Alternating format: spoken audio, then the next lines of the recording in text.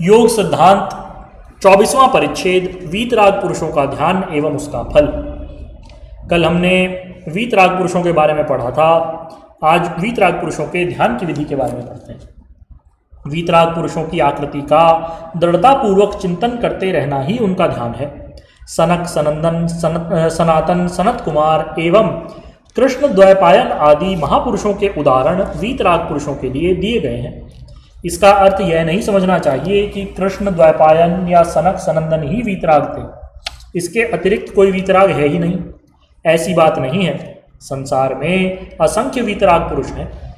संसार में जो व्यक्ति गुणाधिकार को भली प्रकार समझ करके निस्त्रैगुण्य स्थिति को अर्थात जड़ चेतन की गांठ को के टूट जाने पर बुद्धि बोध को छोड़ करके स्वरूप स्थिति में आ जाते हैं, वे सभी व्यक्ति वीतराग पुरुष हैं। क्योंकि जब तक मनुष्य बुद्धि बोध का जाता है और त्रिगुण जनित सुख दुख का अनुभव करता है, तब तक वह व्यक्ति वीतराग नहीं कहला सकता। यह हो सकता है कि उसके अंदर बड़ी बड़ी शक्तियों का उदय हो गया हो, बड़ा यशस्वी हो, संसार में बहुत अधिक मान सम्मान प्राप्त किया हो, किंतु वीतराग वाली बात नहीं कही जा सकती।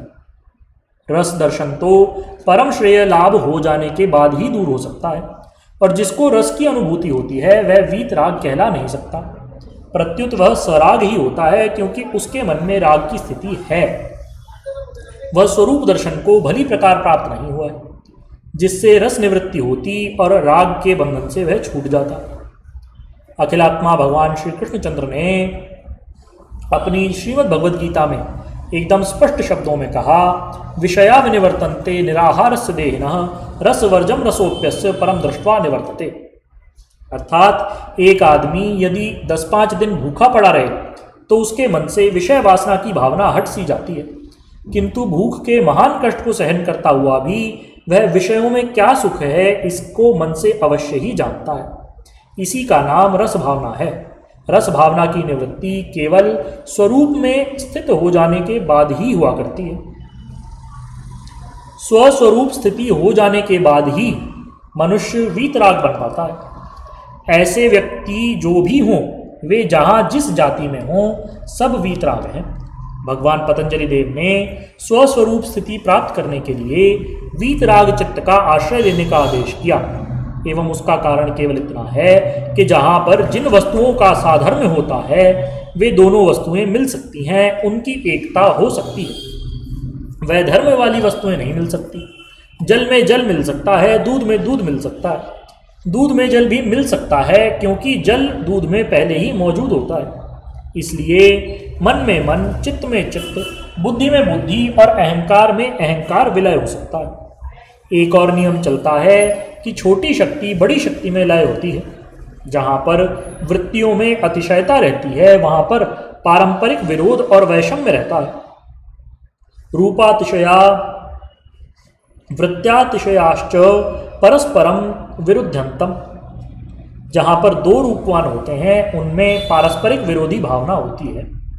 इसी प्रकार से वृत्त्यातिशय में होता है।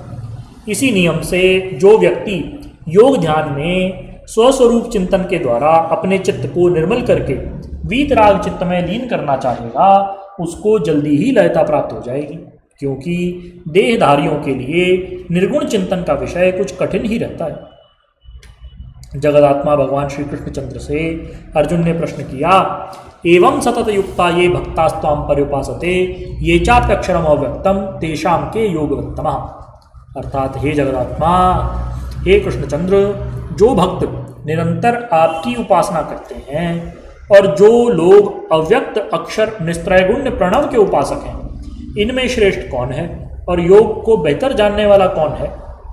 अखिलात्मा भगवान श्री कृष्णचंद्र ने अर्जुन के प्रश्न का उत्तर इस प्रकार दिया, मयि आवेश्य मनो ये माम नित्य युक्ता उपासते श्रद्धया परयोपेता ते मे युक्त तमामता ये त्वक्षरम निर्देश्यम अव्यक्तम पर्युपासते सर्वत्र गम चिंतन च कूटस्थम अचलम ध्रुवम संनियम्येन्द्रिय ग्रामम सर्वत्र संबुद्धयः ते प्राप्नुवन्ति मामेव सर्वभूत हिते रतः क्लेशोधिकतरस्तेषाम अव्यक्तासक्त चेतसाम अव्यक्ता हि गतिर्दुःखम देहवद्भिरवाप्यते ये तु सर्वाणि कर्माणि मयि सन्निस्य मत्परः अनन्येनैव योगेन मां ध्यायन्त उपासते। जो लोग मेरे मन को लगातार नित्य अभियुक्त बड़ी भारी श्रद्धा के साथ मेरी उपासना करते हैं वे मेरे लिए परम श्रेष्ठ हैं। इसके अतिरिक्त जो लोग सब प्रकार से इंद्रिय ग्रामों को नियंत्रण करके सर्वत्र समबुद्धि होकर के सर्वव्यापक अचिंत्य कूटस्थ अचल और ध्रुव अनिर्देश्य अक्षय ब्रह्म की उपासना करते हैं, प्राणी मात्र के हित में रहने वाले वे लोग भी मुझी को प्राप्त करते हैं। किंतु इतनी बात अवश्य है कि वे अव्यक्त आसक्त चित्त वाले उन लोगों को क्लेश अधिक होता है, क्योंकि देहधारी प्राणियों को अव्यक्त गति का प्राप्त करना बड़ा कठिन है। इसलिए निर्गुण चिंतन की अपेक्षा सगुण चिंतन ही देहधारियों के लिए परमात्मा प्राप्ति का सरल उपाय है। और सगुण चिंतन के विविध प्रकारों में वीतराग पुरुषों के चिंतन में मन को लगाना अधिक श्रेयस्कर है। हम ऊपर लिखाए हैं कि वीतराग पुरुषों के विरक्त चित्त का अवलंबन लेने के लिए वीतराग पुरुषों का ध्यान करना ही अधिकाधिक श्रेयस्कर है। उनकी प्रख्याति प्राप्त आत्मा को मन में रख करके साधक को चाहिए कि उस आकृति को ही अपनी धारणा का लक्ष्य बनाए। धारणा का लक्ष्य भगवान पतंजलि देव ने अपने योग दर्शन में इस प्रकार कहा है, देशबंध चित्तस्य धारणा। इसका भाष्य है, नाभिचक्रे हृदय पुंडरी के मूर्धना ज्योतिषी नासिकाग्रे जिह्वाग्र इत्येवमादिषु देशेषु बाह्ये वा विषये चित्तस्य वृत्तिमात्रेण बंध इति धारणा। अर्थात नाभिचक्र, हृदय कमल, मूर्धा ज्योति, नासिकाग्र, जिह्वाग्र आदि देशों बाह्य या आभ्यंतर प्रदेश में चित्त का इकट्ठा करना धारणा कहलाती है।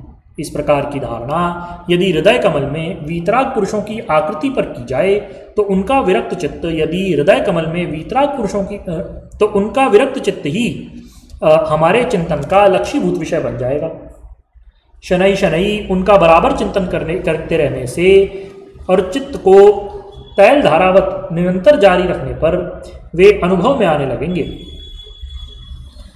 और इस प्रकार का निरंतर ध्यान करने पर बड़ी सरलता के साथ हमारा चित्त उनके वीतराग चित्त में लय हो जाएगा। इसका परिणाम निकलेगा कि हमारे अनुरागी चित्त में भी उनके वीतराग चित्त का प्रभाव अनायास ही हो जाएगा, जिसके फलस्वरूप साधक के मन में भी उसी प्रकार की शक्तियों का स्वाभाविक उदय हो जाएगा जो शक्तियाँ वीतराग चित्त वाले पुरुषों में विद्यमान हैं।